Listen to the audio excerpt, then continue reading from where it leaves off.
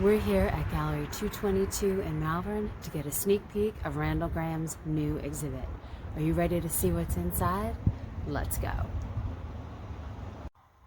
Okay, so the painting next to you is En Rain Air style. Tell me what that means.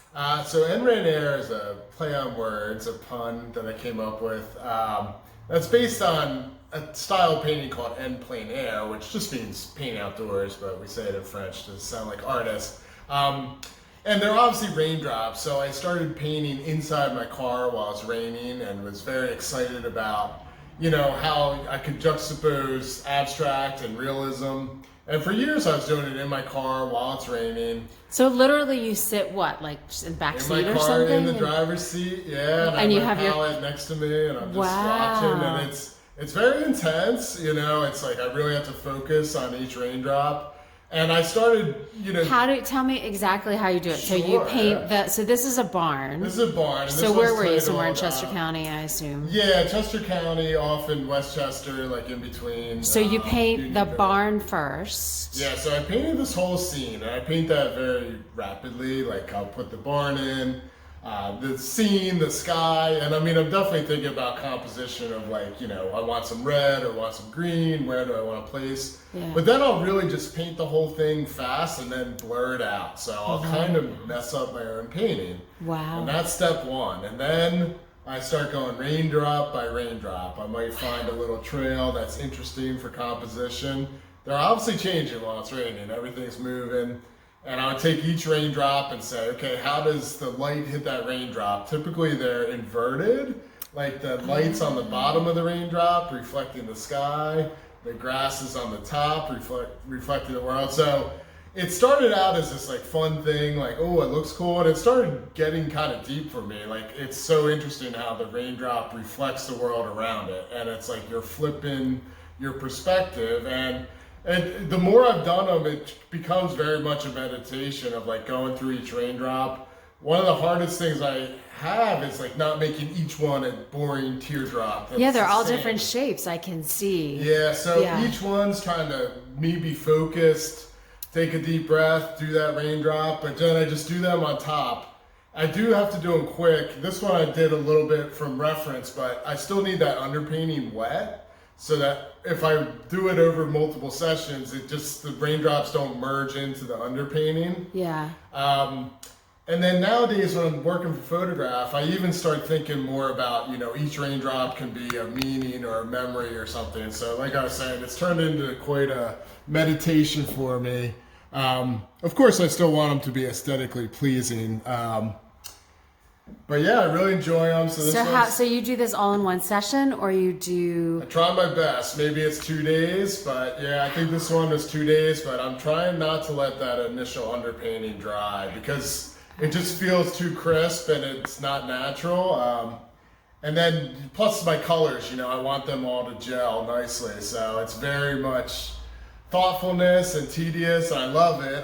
But I put all this energy into it, and then kind of when you're done, you just take a deep breath, okay, where was I for 2 days painting that?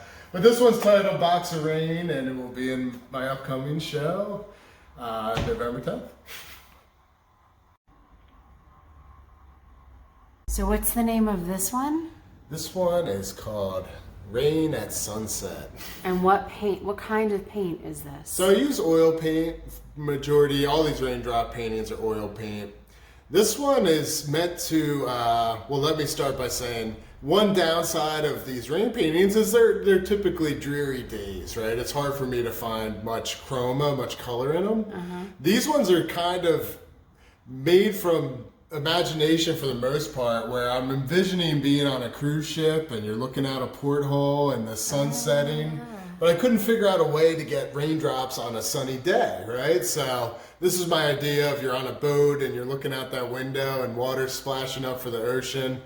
So this one's really, as much as it's a study of the raindrops and all that, again, it's also like a color theory thing of what interesting color combinations would speak to that sunset. And still each raindrop needs to mimic that whole world around it. I may be pulling out some blues or oranges. But yeah, that's basically idea behind these ones that are a little more colorful and just ways to step into playing with color and working with that same motif with the raindrops. This painting behind you is quite different from the others. Tell me about this one. So this one's titled S'mores. I really wanted to play with like a narrative, okay? So just some sort of story. I don't want to tell the viewer the whole story, but just things going on that might affect you emotionally. So this one's based a lot on my children. I obviously really liked that fire. Yeah, so this relates to last year you had the man on fire. He was sort of bluish. Yeah, so it's great to say that. Yeah, so that's kind of born off this color combination. And just really playing with how much light's passing through my daughter's skin. So just a very different way to do a silhouette.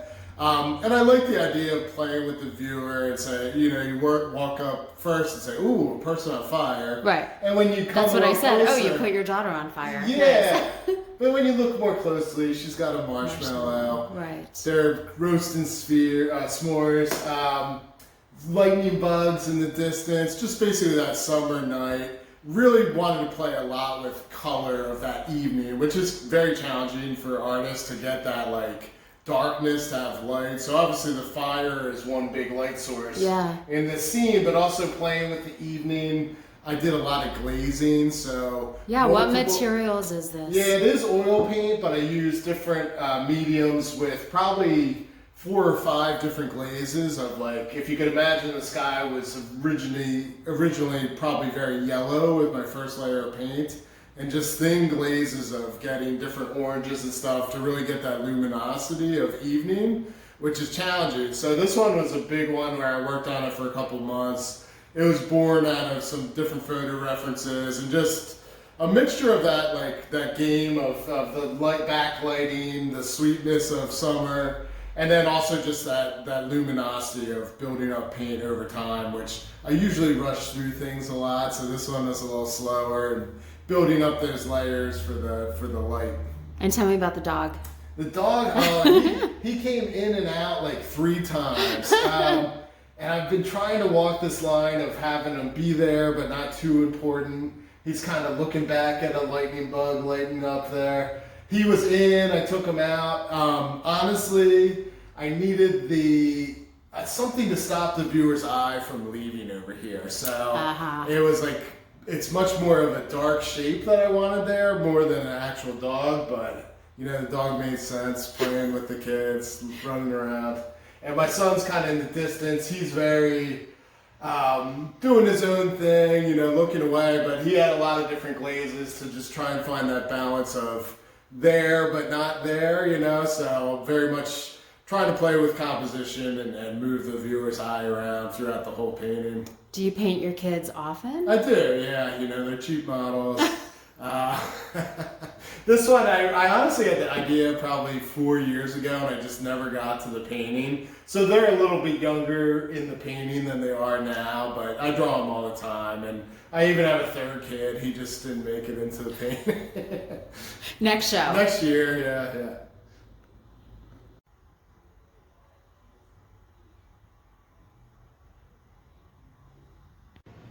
All right, this is not a new painting. I've seen it many times, but I don't know the story behind it.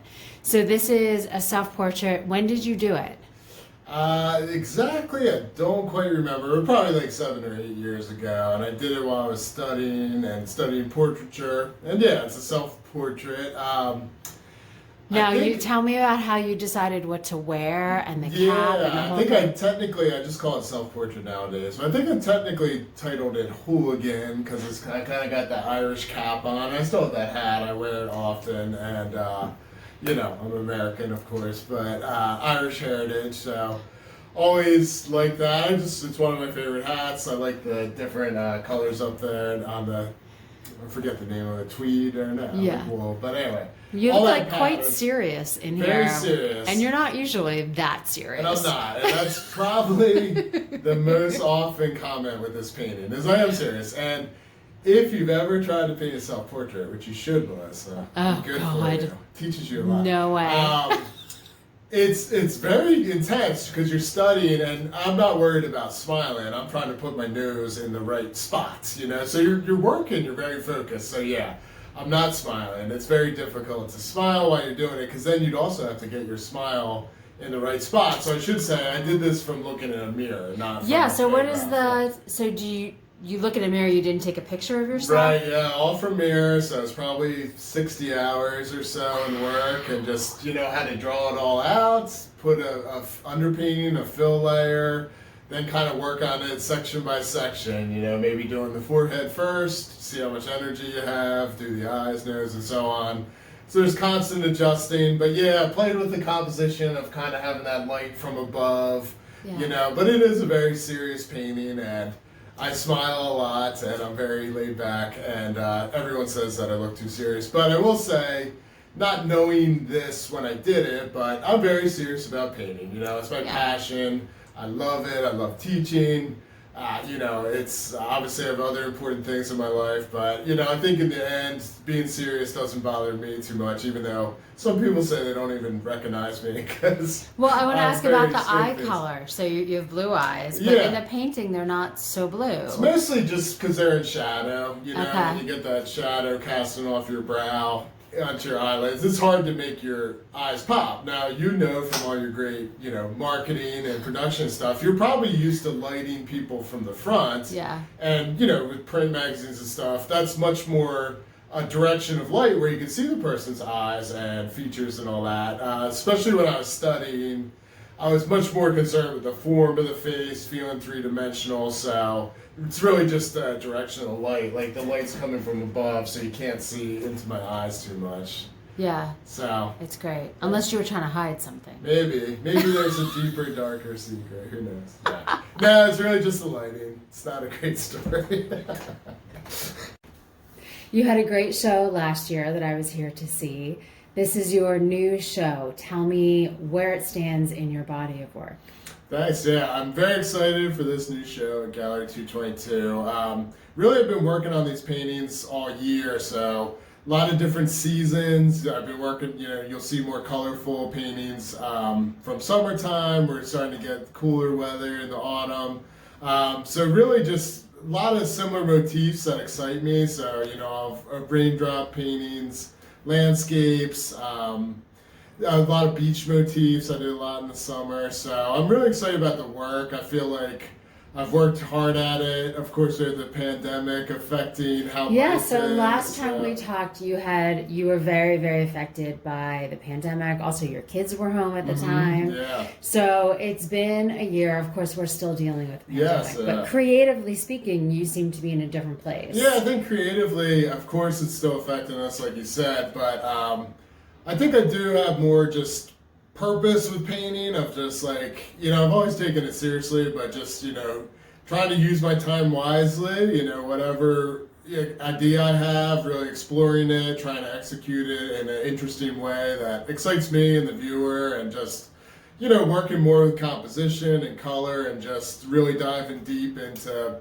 putting all my effort into work. I mean, I teach and have kids as well, but the pandemic's taught us that, hey, might as well go for what you want to go for, whether you're a painter, musician, entrepreneur like Melissa, whatever, just diving in and doing your best at it. So last time we talked, you were teaching, but a lot of it was on Zoom. And we talked about how that was different for you to teach it that way, the positives and the negatives.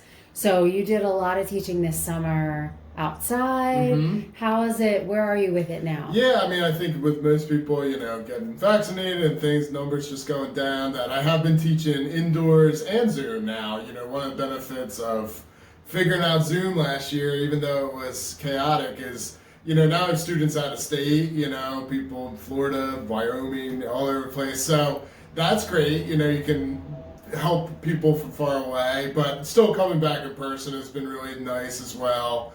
And teaching outdoors as well. So still teaching a lot, just kind of a hybrid of everything nowadays. And I'm even doing, videos, tutorials that, I taped myself painting or teaching a little tip, and I opened up a Patreon page so people can just, become a patron, pay the monthly fee, and you get access to all my little tips and tutorials. And I watch your how to mix a palette. Yeah. How to mix different colors, how to draw. So I think that's also a thing where I started filming everything anyway for Zoom, and you realize like, okay, I might as well film this stuff. I had lots of people over the years say, hey, you should write a book with all your teaching stuff. And nowadays it's like, well, you might as well videotape everybody and literally show them how to color mix and all that stuff. So that's kind of my workbook for people is the Patreon site. So next time we talk, it will probably be 2022, and where will we be? Well, I think we'll be in Valley Forge. We have a really big project coming, but we'll surprise everybody with that.